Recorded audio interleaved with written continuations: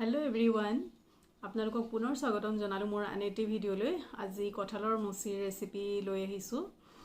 আপোনালোকে যদি মোৰ ভিডিঅ'সমূহ চাই ভাল পায়, লাইক, কমেন্ট আৰু শ্বেয়াৰ কৰিবলৈ নাপাহৰিব। আৰু আহকচোন এতিয়া চাই লওঁ ৰেচিপিটো। কঁঠাল সবজি বনাবৰ কাৰণে প্ৰথমতে মই কঁঠালখিনি সৰু সৰুকৈ কাটি পানীত নিমখ আৰু টেঙা দি কিছু সময় তিয়াই ৰাখিলোঁ। তাৰ পিছতে কুকাৰত হাফ বইল কৰি লৈছোঁ। বইল কৰোঁতে মই অকণমান নিমখ আৰু হালধি দি দিলোঁ আৰু অকণমান তেলো দি দিছিলোঁ যাতে আঠা লাগি নধৰে কুকাৰত। আৰু এয়া সবজিটো বনাবৰ কাৰণে বিলাহী দুটা কাটি লৈছোঁ মই সৰু সৰুকৈ, আৰু এয়া আলু কাটি লৈছোঁ, আৰু এয়া পিঁয়াজ সৰু সৰুকৈ কাটি লৈছোঁ, আদা নহৰু খুন্দি থৈছোঁ। এতিয়া মই বইল কৰি লোৱা কঁঠালখিনি অলপ ফ্ৰাই কৰি ল'ম। এই কেৰাহী গৰম কৰি তেল গৰম হ'ব দিলোঁ। এতিয়া মই এই কঁঠালখিনি অলপ ফ্ৰাই কৰি ল'ম। কঁঠালখিনি ফ্ৰাই কৰা হৈ গৈছে। এতিয়া মই সেই তেলতে আলুখিনিও ফ্ৰাই কৰি লৈছোঁ। কঁঠালখিনি আৰু আলুখিনি ফ্ৰাই কৰি লোৱাৰ পিছতে সেই তেলতে মই পাঁচফোৰণ কেইটামান দিলোঁ, শুকান জলকীয়া দুটা দিলোঁ, আৰু লং, ইলাচি, দালচেনি অলপ দিলোঁ, আৰু তেজপাতো দিলোঁ। এতিয়া মই ইয়াত কাটি লোৱা পিঁয়াজখিনি দি দিছোঁ। পিঁয়াজখিনি এতিয়া মই অকণমান সময় ভাজি ল'ম। এয়া ভাজি লোৱাৰ পিছতে এতিয়া মই খুন্দি থোৱা আদা নহৰুখিনি দি দিছোঁ। এইখিনিও এতিয়া মই কিছু সময় ভাজি ল'লোঁ। তাৰপিছত এতিয়া মই ইয়াত কাটি লোৱা বিলাহীখিনি দি দিছোঁ। বিলাহীখিনি দিয়াৰ পিছতে মই ইয়াত অকণমান নিমখ দি দিম। নিমখটো এতিয়া কমাই দিম কাৰণ আগতে মই বইল কৰোঁতে নিমখ দিছিলোঁ। আৰু নিমখটো দিয়াৰ পিছত এয়া দেখিলে বিলাহীখিনি গলি গৈছে।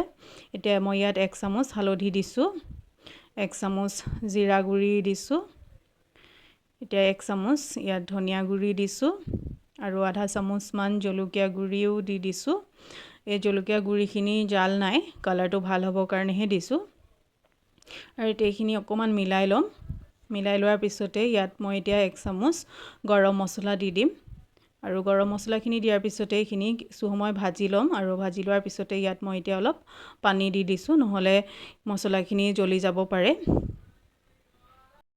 খিনি ভজা হৈ গৈছে, দেখিছে মছলাখিনিৰ পৰা তেল ওলাব লৈছে। আৰু ইয়াত মই কেঁচা জলকীয়া এটাও ফালি দিলোঁ দেই, সেইটো আপোনালোকক দেখাবলৈ নহ'লে।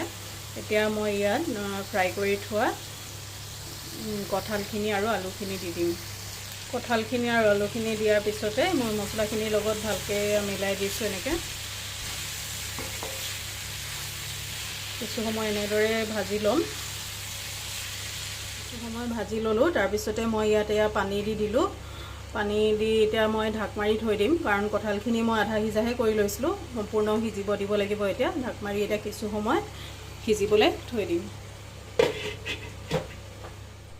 ঢাকনখন গুচাই দিয়াৰ লগে লগে বহুত ধুনীয়া এটা গোন্ধ আহিছে, আৰু কঁঠাল সবজিও প্ৰায় হৈ গৈছে। এতিয়া ইয়াত মই অলপ কচুৰি মেথি দি দিছোঁ। এয়া কঁঠাল সবজি ৰেডি হৈ গ'ল।